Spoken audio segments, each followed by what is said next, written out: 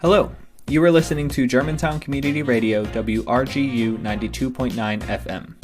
Welcome to the Jumpstart Philly Real Estate Radio Show, a weekly radio program that spotlights positive real estate development and neighborhood revitalization throughout Philadelphia. I'm your host, Derek Hengemil. Jumpstart Philly is a unique community development program that trains, mentors, networks, and provides funding to aspiring real estate developers in 7 different Philadelphia neighborhoods, including Germantown, where the program was founded. Jumpstart believes that you can do well by doing good and focuses on removing neighborhood blight, scattered site rehab, creating a healthy mix of affordable and market rate housing, and avoiding gentrification through slow, steady growth and keeping wealth local. Interviews are conducted during Jumpstart Germantown's weekly JUMPinar series on Monday nights at 7 p.m., which are held via Zoom webinar. For more information about these events, you can check out the events page at jumpstartgermantown.com.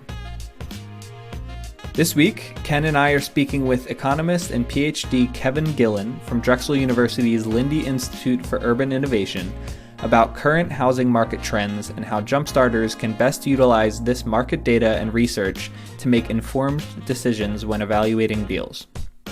I hope you enjoy the conversation, and be sure to check out the podcast version of this program at jumpstartgermantown.com/media.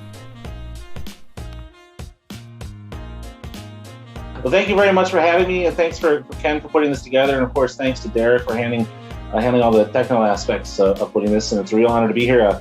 Everyone knows about Jumpstart Germantown. It's an exciting program.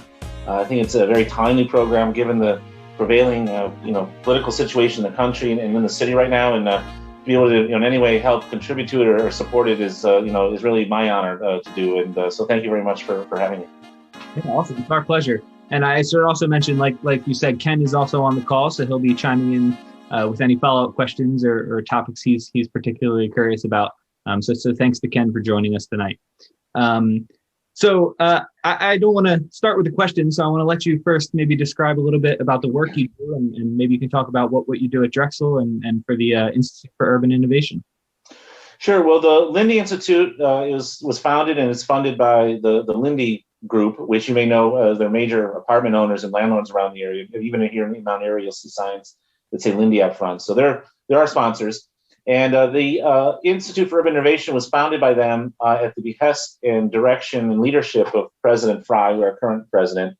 When he became president of Drexel, he wanted to make Drexel, as he put it, the most civically engaged university in the country. He didn't want Drexel to just be an ivory tower that churned out, graduates and research papers.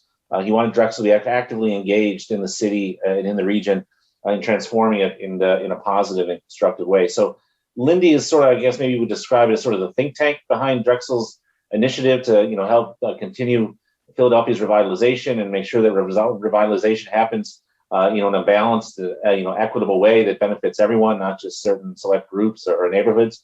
So we produce a lot of the research, analyzing the city's landscape and many of the policies affecting real estate development in the city and the fiscal health of the city. So the main, I guess, my bread and butter, and the main thing I'm known for is every quarter I produce a housing report on the state of Philadelphia and a separate report on the state of the region, as well as the condo market.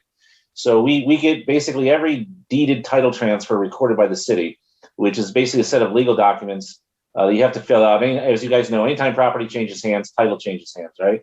So I basically get all those title changes. And then I merge them with the Office of Property Assessments database to get the characteristics of each property that changed hands. So it's square footage and when it was built and if it's commercial, residential, et cetera. And then I produce, basically, I just subset out all single family residences from that. And then I subset out just arm's length transactions of those single family residences. So with the market price, the prices that are recorded reflect actual market values. So, we don't have interfamily transfers and sheriff sales and blanket sales, things like that. And then I produce a report, which is very visual in nature. And it has a price index of housing values for the city, and then separate price indices for each neighborhood in the city. So I like to describe it as like a Dow Jones index for the value of housing in Philadelphia. The actual level of the index doesn't mean anything, but its percent change over time reflects the average change in house values, either at the citywide level or at the neighborhood or submarket level. And the indices go all the way back to 1980. And I have sales data, comprehensive sales data going back that far. So you can really see, if I normally do a slideshow, you can really see the cyclicality of the housing market and how prices are changing over time. And then I have some additional slides in the report showing the number of home sales over time, number of $1 million sales, I have maps color coding each sale by the price per square foot. So you can see sort of where, the hot areas are versus the cooler areas. Then we have some other market metrics like inventories and average days on market and things like that. And along with that visual slide deck, I usually write up a one-pager of just sort of bullet points highlighting what happened this quarter, why it matters, and what we should keep an eye on going forward. And then on top of that, we produce other policy-oriented reports, basically analyzing changes in city policy that would affect the real estate market. One thing that we publish very extensively on is the 10-year tax abatement. I assume you and your team know all about that. I know Ken does. As you know, that's for over 10 years now. It seems every year that's come under fire as being viewed as sort of a generous giveaway to developers. We've tried to point out that no, that abatement makes a lot of development happen that wouldn't happen otherwise. It's even the type of projects you do where it may not be new construction. It's actual investments or improvements to existing properties or conversions of existing properties to residential use. So analyzing the impact of those changes, and they'll be taking effect at the end of this year when the calendar year rolls over, is an issue we've been involved in, as well as a lot of others, like should the city reassess, zoning policy for the city and things like that. So I don't want to go on too long about this because I know you want to get to what's going on in the market, but that's what we do. Yeah, sure. It sounds like in equal parts, you have a lot of data to manage and a lot of stuff to organize, but also a big part of your work is communicating that to the public and making the data that you spend so much time on like readily accessible for people, right? Yes, well, we try our best. Cool. And that's what we're doing tonight. So the reports, all those reports are on our webpage. They're free for download. You don't have to register. So if you just do a search on Lindy Housing Report, the first link that comes up will be the most recent one. Okay, yeah, great. And I'll be sure to include that in the chat if I have a second tonight, and I'll include it in a follow-up email in the morning. So yeah, the first question I have for you, and we're going to start real broad here and take a wide look at this. What trends are you seeing in the national housing market? I want to start there, and then we'll slowly narrow in our viewpoint. But what are you seeing in the United States as a whole as to what's going on with the housing market? Right now, both the national and local housing markets are probably the hottest they've been in 15 years during the peak years of the housing bubble. I'm sure Ken remembers those years in 05, 06. And there's good and bad to that. So what do I mean by it's hot? I'm basically going to use three metrics there. One, house prices, they're up dramatically, up well above their average rate of appreciation. Home sales are up, actual churning in the market, home sales transactions activity. And then lastly, building activity, the number of projects that are breaking ground, the number of projects that are getting approved, the number of zoning variances that are being issued. So it's not just home buyers and sellers and investors that are bullish on the market, it's also developers and builders as well. To give you some actual numbers, historically speaking, the average rate of house price appreciation in the United States is about 5 to 6% per year. So in other words, if you just threw a dart at the map of the United States, bought that house, sat on it for a year, on average, you'd be up about 5 to 6% a year later. Okay, that's the return. By contrast, T-bills return 2 to 3% per year. The stock market returns usually between 8 and 9% per year. So the average home is somewhere between a treasury bond and a portfolio of a well-diversified portfolio of U.S. stocks. Right now, U.S. house prices are up about 12% on the year. Okay, so historically they appreciated 5.5%. Now they're up by a little more than 12%. So more than double the rate of appreciation. So if you're a homeowner, that sounds great. You're getting a great return on your investment. But don't forget that housing is not just an investment. It's also what we call a consumption good. You use it, you live there, you spend time there, you enjoy yourself there. So the more expensive a consumption good is, the more of your money you're spending on that than you would on other things. So it basically eats up a lot more of your income than it would otherwise. That's the downside to rapidly appreciating house prices. The other issue is that if house prices are growing rapidly, you want them to be growing for the right reasons. So it's basic asset finance theory. When prices need to be in line with their fundamentals, right? So if the price of a stock is way out of whack with the actual earnings stream of a company, that price is going to come down. Same thing for the price of a bond. If it's way out of line with the stream of coupon payments, it's going to come down. It's overpriced. Well, same thing with housing. When housing is rising much more rapidly than incomes or job growth or rent growth or household formation, things like that, that means that housing is overpriced, and either it's going to go through a correction or it's going to remain at a higher level of unaffordability. So that means fewer people will become homeowners, or they'll become homeowners until later in life.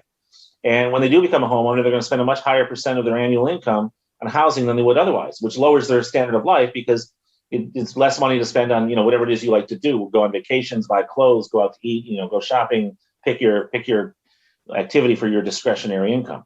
Mm-hmm. So neither of those things are good.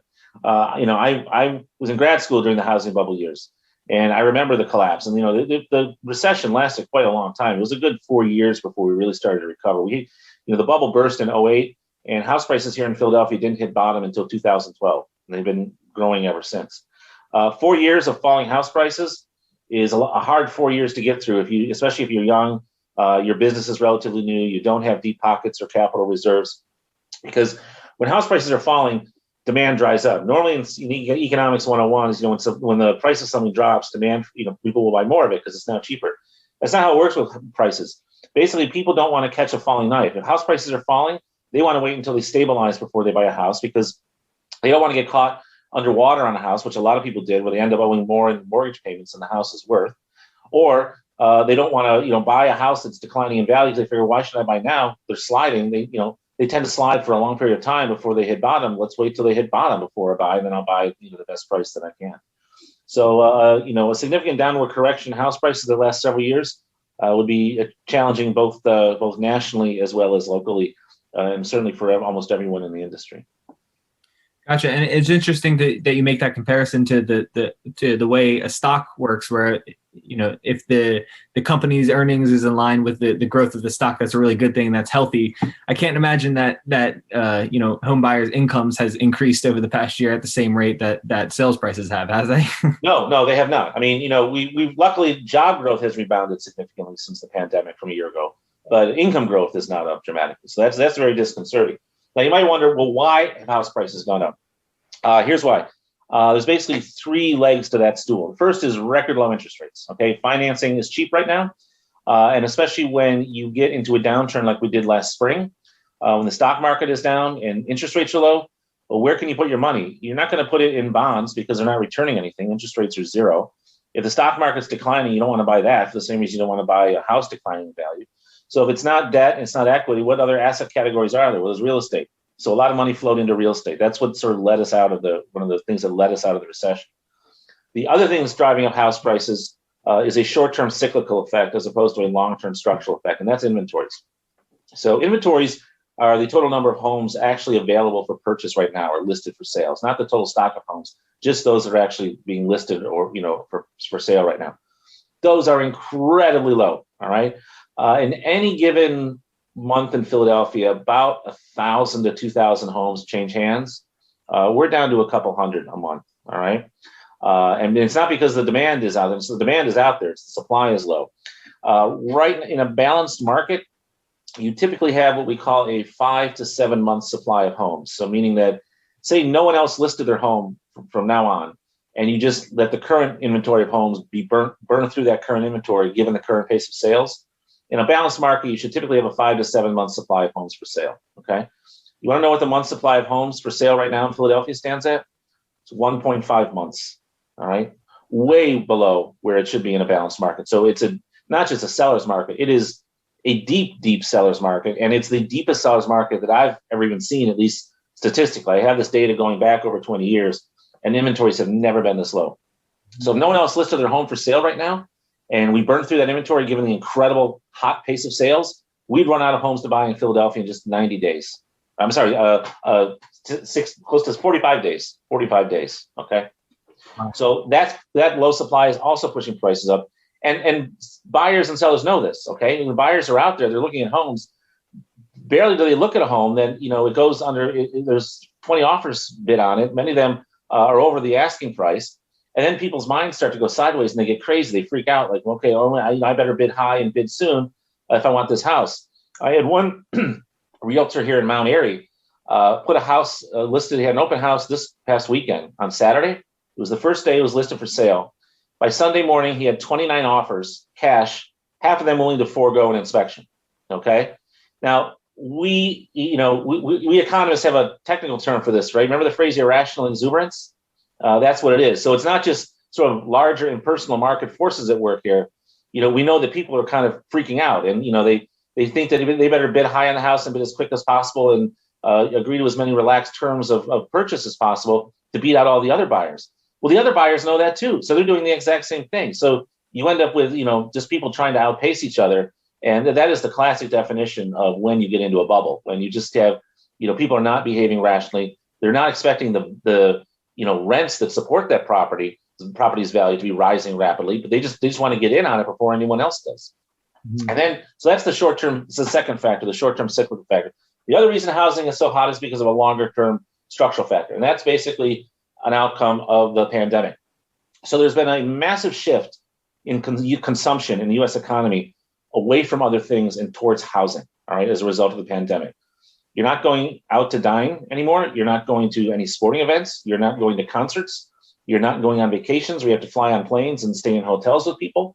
You're not socializing like you used to or going out like that. You're not traveling as much. You're not going to the gym because the gyms weren't open. You're just not going out, right? So you still have to do something with your disposable income. So what are you doing? Well, you're spending it on your house. So there's the shift from work from offices to homes. That's a big shift, right? So if if your house is not just a place to live, it's not where you're also working. Well, you want that house to be nicer because you're spending more time there. So you're setting up your home office so it looks professional for the Zoom meetings that you're on. You're making it more comfortable for yourself because you're there. So rather than going to, say, ball games, you're buying better and nicer furniture and art for your house, right? And people have been fixing up their homes. They've been investing in their homes, improving them because they're spending so much time there.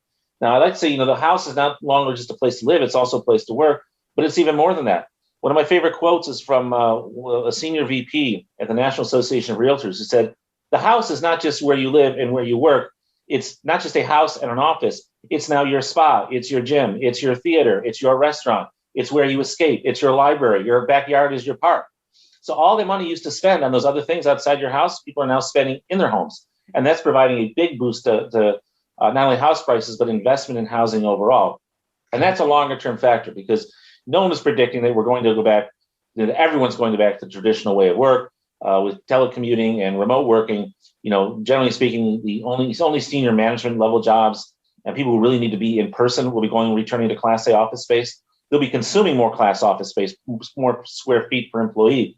But lower level employees, people who just work in accounts payable and things like that, or who just process paperwork and bills all day. There's no reason that they, have to occupy space on Market Street West for $35 a square foot. They can work from home for much less. It saves the company money. And moreover, a lot of people are happy to do that. They have the flexibility of not having to commute every day. Maybe they can take a break to go pick their kid up at school at 3:00. They just have a more relaxed environment working from home as well. But the point of that is that is providing a great deal of support to not just house prices in general, but the housing industry and the housing sector of the U.S. economy more generally. Gotcha. So if I could just follow up, Kevin, you said that housing appreciation is about twice what it normally is, about 12%. How much of that do you attribute to the historically low interest rates versus the other two factors? Have you done any data on what's causing that, or what percentage of each factor? If you put it down to my head, I would say 20 to 25%. It's actually the least of the three factors. I mean, it matters. Don't get me wrong, it matters. But the other ones, I mean, we've had low interest rates before. We've never had supplies this low, and we've never seen such a massive shift in both consumption and investment from traditional retail and office to the housing sector. So those I view as much bigger factors. If you're just tuning in, this is a conversation with economist Kevin Gillen from Drexel University's Lindy Institute for Urban Innovation about the current housing market and how Jumpstarters can best utilize market trends and research to make informed decisions when evaluating project deals. Thanks for listening to the Jumpstart Philly Real Estate Radio Show on Germantown Community Radio, WRGU 92.9 FM. I hope you're enjoying the discussion. Gotcha. So narrowing in a little bit, I assume all these trends you're speaking about affect the nation as a whole. How about the Northeast and the Philadelphia region specifically? Are they seeing these trends in the same way as the rest of the country? No, New York is much tougher. So first of all, it's important to differentiate between the cities and the suburbs. Okay, in general, for most of the northeastern cities, the suburbs have outpaced the cities in terms of this shift because, when there's a pandemic going on, and on top of that, let's face it, there was the unpleasantness of the social unrest, from last summer. people don't want to live in a high-rise downtown. They want private, open space. So a lot of the people that have relocated have done so from the more dense cities to the less dense suburbs. Mainline prices on our main line are up quite dramatically. And in particular, I speak to realtor groups all the time, just like I do industry groups like JUMPstart. And I like speaking to the realtors because they always give you these really good anecdotes of a particular deal they might have brokered. And one guy told me, I won't say his name because I don't want to betray any confidence, but let's say he markets himself, his name rhymes with the real estate man. Okay. Told me that right now on the main line, if you have a mansion or an estate type home with any type of enclosed outdoor maintained space, swimming pools, alfresco kitchen, tennis court, that is adding as much value to the property as the actual structure itself. Because wealthy people don't want to go to parks, okay, and then it's in a pandemic. So if you want to spend time outside, if you've got an enclosed private yard that's nicely shaded with tree, that is worth twice as much today as it was in pre-pandemic times. And to give you the anecdote I alluded to, he told me that right now on the main line, if you want to have a swimming pool installed, there's an 18-month waiting list. Okay, they can't even break ground until 18 months from now. So in general, the suburbs have done better than the cities because of that. People want more space and they want more safety as well, or at least the perception of it. Philadelphia is the exception. Our city has actually done much better than the suburbs in general over the course of the past year. To give you some numbers, city house prices in Philly on average are up almost 13% from a year ago. I mentioned the historic rate of appreciation for a typical U.S. home is about 5 to 6% per year. For Philadelphia, we're 4 to 5% per year. Okay, so just being a city and just having had many of you may not be old enough to remember, but decades like the 60s, 70s, 80s, and 90s weren't particularly kind to Philadelphia. The past 20 years have been good, but for you youngins, you think house prices in cities only go up. But believe me, there were decades where they were flat or even went down. So Philly's historic appreciation rate is below the U.S. average. But 4 to 5% is our historic average. And now we're up nearly 13% from a year ago, 3 times our historic average. Okay. By contrast, in the suburbs, they're at around 8 to 9%, running about 8 to 9% per year. So they're also running above average, but they're not nearly as hot as us. Why that is a very good question. I think a significant part of it is that we have benefited from an exodus from New York City. I don't have that in my hard data, but I just hear it from the realtors. And I see what parts of the city are the real hotspots, and there are areas that would attract educated professionals, particularly younger ones, millennials, and they're bidding up house prices. So we've had the population influx to support that growth in house prices. It hasn't been spread all over the city, but it has been meaningful. On net, our population in Philadelphia we've lost about 5% of our population on net since 2020. By contrast, New York has lost close to 10% of its population, highly concentrated in Manhattan and Brooklyn. Those are your educated professionals. So it's not just the population loss that hits you. It's that they're taking their incomes and their investments with them. Okay, rich people are what allow cities to run, whether you like it or not, for the very simple reason that wealthy people pay a lot more in taxes than they consume in public services. So they're the ones that subsidize services for relatively lower income people, and even for middle class people, the rest of us. So when they move and they vote with their feet, it hits you 2 ways: not only the loss in population, the spending that they do in the city, but also the taxes that they pay.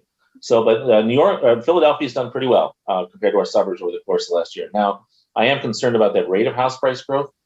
But let me talk about how that is distributed across the landscape of the city. So I mentioned there's been a general de-densification of the U.S. population since the pandemic. When people move, they're generally seeking to move from higher density settings to lower density settings with more green space and, like I said, at least the perception of greater public safety. That pattern is held within the city as well as across the region. So even within Philadelphia, we've seen the biggest gains in the outer neighborhoods and the smallest gains in the dense neighborhoods in and around Center City. Historically speaking, it's been the opposite. I mean, the story of the past 20 years, if you look at house price appreciation, it's basically Center City and all the zip codes that touch it. The rest of the city has grown, but by less than that.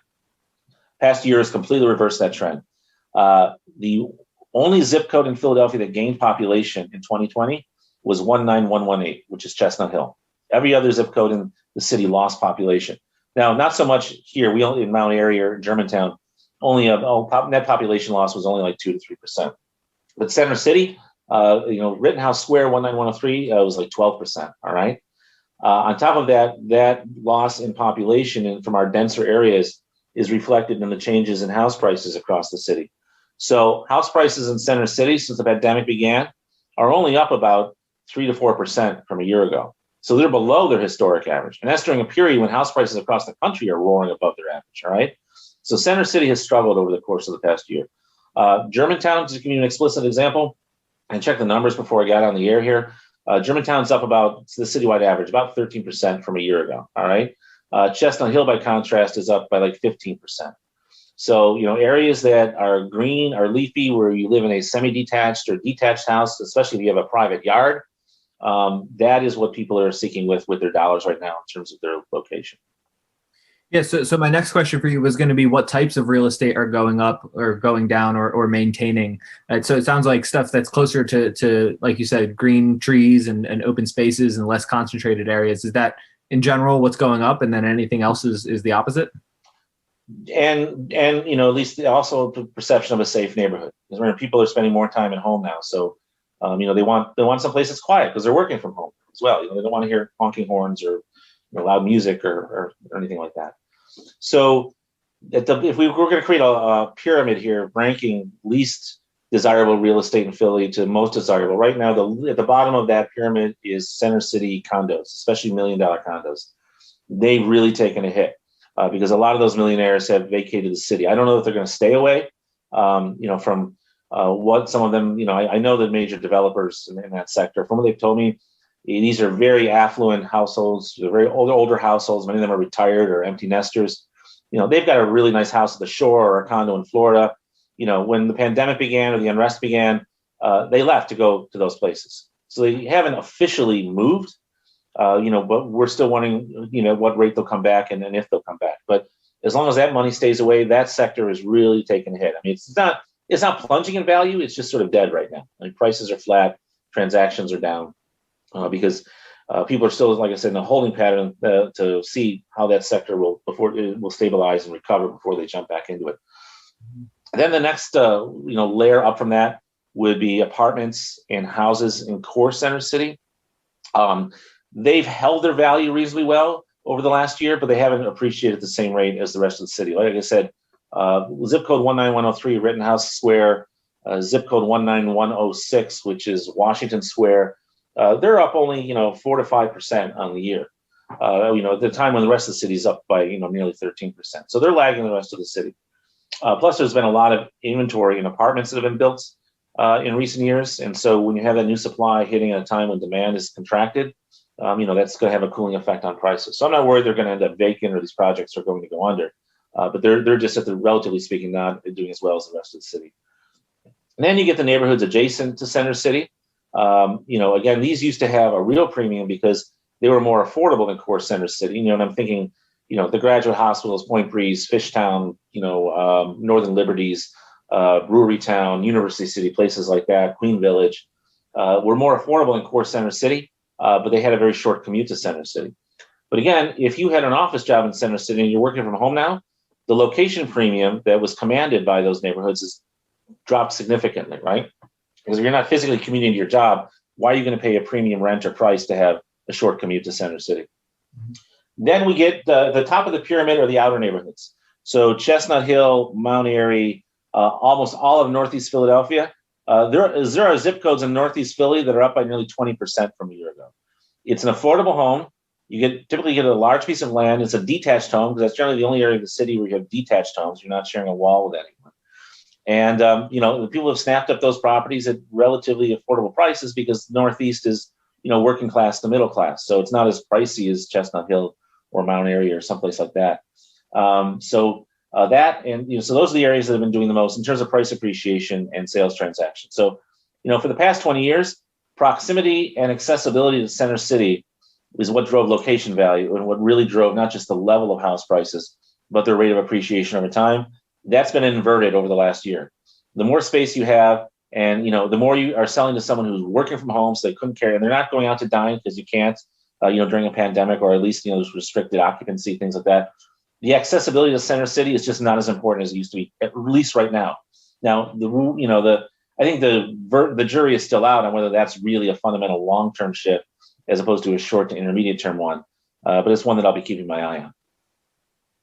So, Kevin, a lot of what you're talking about is geographic, which makes a lot of sense, and there's attributes per neighborhood. Something that has driven the market, as you know, for the last 2 decades, but particularly the last decade, has been proximity to train stations, right? Yes. We used to draw a circle around everything on the L or the Broad Street line, and that's where you wanted to buy. And same thing goes for regional rail, really. You mentioned leafy neighborhoods and space. Walkability, what other factors should jumpstarters be looking at when thinking about value or future value of houses? So you were talking about proximity now to amenities and disamenities. So first of all, you mentioned drawing a circle, right? If I can ask a question, what was the radius of that circle that you drew? Yeah, good question. I would say if it's train stations, you got to be able to walk there in 10 to 15 minutes. Yeah. So I'll give you a magic number from urban economics. In urban settings, the magic distance is a quarter mile. Okay. So there's been studies done about how the human body responds to walking and exercising. And they found that people are willing to walk a quarter mile with a high degree of frequency, meaning they'll do it, daily or almost daily. People will walk further than that. They just don't want to do it on a daily basis. So we actually have a chart showing if the probability of patronizing a specific amenity is very, very high for all households that live within a quarter mile, but then the probability of patronizing starts to drop at an exponential rate once you get beyond the quarter mile. There's something about our body. We just, as my wife puts it, a quarter mile. I tried to explain this to her using mathematical terms, and she's not an economist. And she listened and said, "Oh, I know what you mean. A quarter mile is a pleasant stroll, but anything beyond that's just a schlep." So that's what it means in urban economics. So wherever your property is, everything that's within a quarter mile is what's going to matter most for what's going to drive its locational value. Okay. So the big one is actually parks and green space. If you're walkable to the Wissahickon, that is bankable money right there, right now. Okay. Plus, the neighborhoods that are walkable to the Wissahickon also tend to be very, very nice ones as well, with a very nice housing stock. Not the cheapest neighborhoods, but again, if you have that accessibility, that's really good. But even in areas, if you're in Bluebell, for example, and you can walk to Bluebell Park, that is a real amenity right now. And some of the other parts of the the Wissahickon Park areas. So that's the big one. The other ones, restaurants and that don't matter as much. Again, people just aren't dining out as much, or they can't, or they're at limited capacity. But there are still essentials that you need. So proximity to groceries and dry cleaning are the two big ones, because no matter how bad the economy is, no matter how bad the pandemic is, you still need food and to get your clothes cleaned, right? So those are the two big ones. Train stations matter, but again, not as much. Remember, if you're not commuting to Center City every day, what does that matter to you? Or moreover, if restaurants in Center City are at limited capacity, the theaters aren't open yet, the sporting venues aren't open yet. What does the accessibility to Center City mean as much to you? Because not only are you not going there for work, you're not even going there to play like you used to. So that has taken a relative hit. Right. Okay, so now time is moving right along here. So maybe we'll go for about 10 or 15 more minutes, and then jump into some questions. But I want to bring the discussion back to the aspiring developers in our call, and I want to get your take on how you think they can best utilize all this information you provided here to make decisions on their next product. For a lender or for a financer who they're presenting a deal to, they care about now. What is selling now? What comps can you find for things that are selling in the past 6 months? But from the developers, perception and what sorts of things they need to take in mind to make sure they're going to profit from their project is what the future value of things are going to be. So I guess my question here is what can you offer in terms of helping the developers in this call really make decisions on their next project and be able to incorporate that future value idea into their deals? Okay. So I assume everyone's learned how to do a pro forma model for a real estate investment, right? So everyone knows what a cap rate is and do a present discounted value, right? So, you can go on Zillow, download the monthly rent history for your zip code, okay? You can project it over time, fit a linear trend through it in Excel, something like that. If the average historic rent appreciation is 1 to 2% per year. That will be your baseline scenario for the next 10 years of your pro forma. You can look at current prices and price per square foot in your neighborhood. Again, Zillow publishes that. I would imagine many of you have access to the MLS, so you can look at recent sales or even recent listings in the neighborhood. So look at where prices are relative to rents. So the general rule of thumb is you don't want prices more than 3 times annual rent, right? And so the reason for that is you're supposed to be spending somewhere between 30 and definitely no more than 40% of your annual income on housing.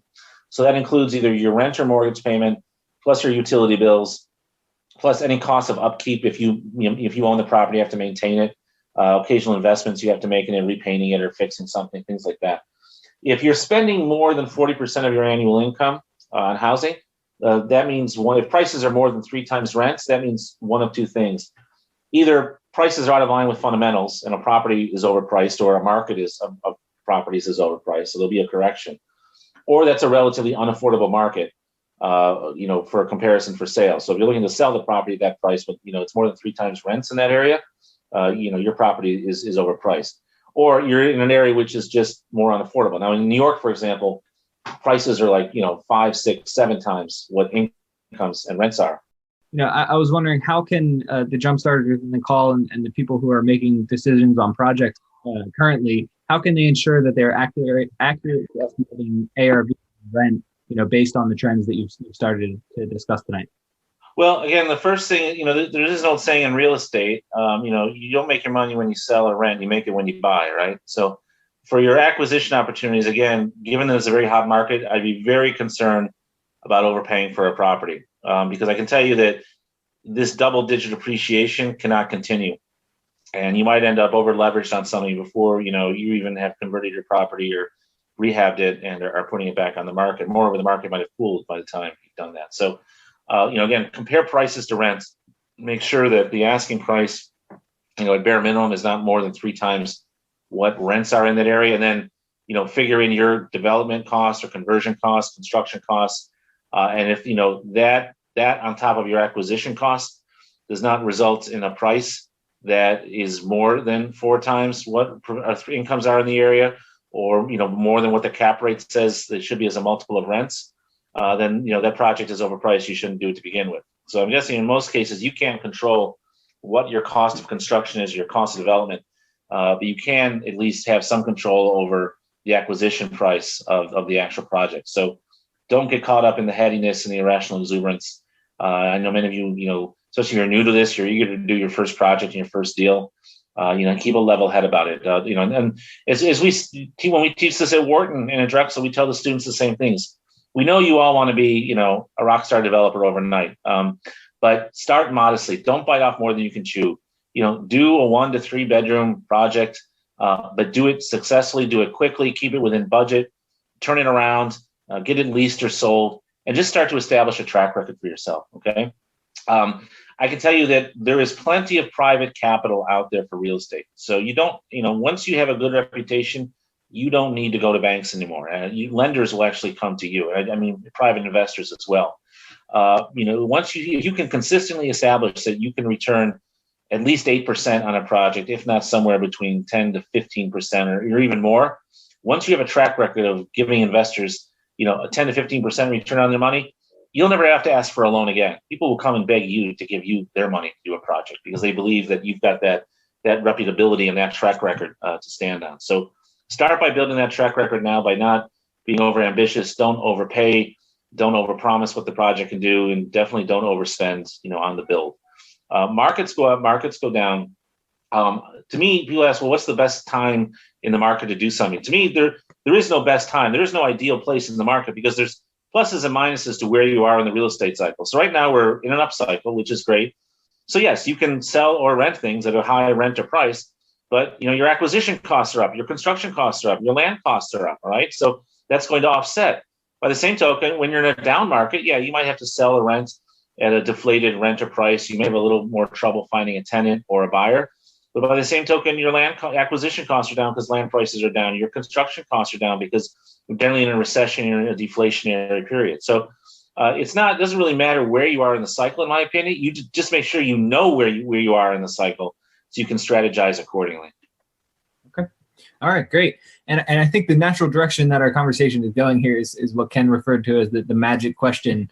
When is this all going to bottom out? When do you think that will be that moment of reckoning when we see something like we're so scared of happening actually happens? This is the first of our listener questions here, so I think we can jump in with that, and then I'll just continue with the other ones asking. Time's up. I got to go. I thought that was going to be the case. That's the big one. Okay, so first of all, there's the what before there's the when. So the what I am more confident in predicting than the when. The what is that I know that this price appreciation is not sustainable, because simply by looking at the factors that drive real estate are not growing at that rate. So I know that we're in an inflationary period right now. And I know that unless I really start to see incomes start to explode as well, and Americans just start getting richer across the board, we can't sustain this rate of house price appreciation. So that means, like I said, either one of two things is going to happen. We're going to have a correction. All right, we'll have a downward period like we did roughly from 2008 to 2012, where there'll be deflation in rents and prices in the market. And by the way, that, like I said from the previous answer, that's a great time to be planning your next acquisition, okay? Because by the time you'll buy cheap and by the time your project is done, the market could be in the recovery phase, which is where you want to be. But anyway, so one of two things will happen. It will have a downward correction, or we just, house prices sort of plateau out and they just wait for income growth and household formation and job growth to catch up. So you'll just have sort of a flat market for a while. So those are the two things I think will happen. That's the what. Now the when, that's a tough, because the thing is, real estate markets are really unique compared to other asset markets, because as I alluded to earlier, real estate, especially housing, is not just an investment good or asset, it's also a consumption good, okay? No one buys a stock or a bond just for the excitement of buying a stock or a bond. Most investors are very clear-eyed on what they think the earnings stream will be from a company over their holding period, or what they think the bond payments will be, and they know what interest rates are, so they can derive a fair price in a fairly rational, unemotional way. That's not the case for housing. We can project rents out and cap rates out and interest rates out and construction costs all we want, but at the end of the day, people buy or rent a house because of very emotional, personal factors. Some people like this type of countertop, other people's like another type of countertop. Some people like big open spaces, other people would like a series of private rooms. Some people like this location over that location because they want to be near lots of amenities. Other people want a quiet location far removed from things. You can't predict what the next prospect that walks through your property is going to be into or what they like. So, once you have human emotion and personal idiosyncratic preferences factored into the equation, that really clouds things. So that makes the when very, very difficult. Right now, I know there's a psychology out there among buyers that is excessively optimistic, sometimes panicky. That has me worried. So to answer the when question, that's why it's hard to answer the when. But let's see if we can give you some numbers. So let's look at what history can tell us. So real estate cycles, like most asset cycles, tend to have a much longer boom period, followed by a relatively short but severe contractionary period. So just like the stock market, real estate upcycles tend to be measured between 5 to 10 years, but contractionary phases tend to be shorter in duration, but very, very severe. So it could take house prices, 5 to 10 years, closer to 10 actually, say to go up by, pick a number, 50%. But then they say they have to correct. So that would be, 50, they go up by 50% over 10 years. So then we're looking at, 5% per year, right? Let me do the math real quick. I'm sorry. Yeah. So say they're going up between 10 to 15% per year, something like that. Okay. Close to over 10 years. The correction will be severe. They'll go down by more than that. And they'll collapse by, say, 20% per year, but they'll do so in the space of a relatively short time. So real estate down cycles in duration tend to be measured in typically a duration of 2 to 4 years. Okay. So this expansionary cycle began in 2012. So it's 2011. So that tells me we're in year 9 of the current expansionary cycle. So we're near the typical length, the maximum length of a typical upcycle. Like I said, 10 years tends to be the max. All right. So that tells us we're much closer to the peak than we were from the trough. All right. So if I was just going to go by what history has to tell us and sort of a law of averages, I would expect mean reversion of the market within the next year to 2. All right. Just based upon historical patterns in housing prices. This down cycle, however, I would expect to be more mild than the previous one, because we haven't had the galloping house price appreciation only been occurring for about a year. Okay. In the 2000s, we had double-digit price appreciation for 4 to 5 years. So we were really overvalued. On top of that, during the last cycle, we were also really over-leveraged. As I'm sure Ken can confirm, real estate financing, mortgage financing was much more readily available during the last cycle than during the current one. I mean, remember the whole subprime loans and all that? You know, if you had a pulse and just a modest credit score, you could get a mortgage during the last cycle. A lot of people were. And they were overpaying and they were over-leveraging themselves. And so even a modest correction of house prices put them underwater. But when you had on top of that all the speculative flipping that was occurring during the last cycle, we really took a hit. I mean, that was a severe downturn in house prices. Here in Philadelphia, house prices fell about 23% from peak to trough from 2008 to 2012. I don't think we're overvalued by 23%. I think we're overvalued somewhere between 5 and 10%. So if you're going to put a gun to my head, expect a downturn in 12 to 24 months. And if house prices keep going as they are, expect a correction between, I would say, 8 to 12%. So have me back in a year and see how I did. We will definitely do that, Kevin. That concludes my conversation with economist and Ph.D. Kevin Gillen from Drexel University's Lindy Institute for Urban Innovation. We talked about current housing market trends and how Jumpstarters can best utilize this market data and research to make informed decisions when evaluating project deals. Next week, I'll be speaking with Jumpstart Germantown mentor and experienced home inspector Bob Worth to discuss all you need to know about property walkthroughs and how to complete an effective home inspection for a potential project. The interviews on this program are recorded during Jumpstart Germantown's weekly JUMPinar series, which takes place via Zoom webinar every Monday night at 7 p.m. If you'd like to participate in the live Q&A with our guest, be sure to head to jumpstartgermantown.com/events and register for next week's JUMPinar. And if you're interested in starting a Jumpstart program in your own community, you can visit gojumpstart.org and see our how-to guide and open source training workbook. Thank you so much for listening to the Jumpstart Philly Real Estate Radio Show on Germantown Community Radio, WRGU 92.9 FM. And be sure to tune in next week.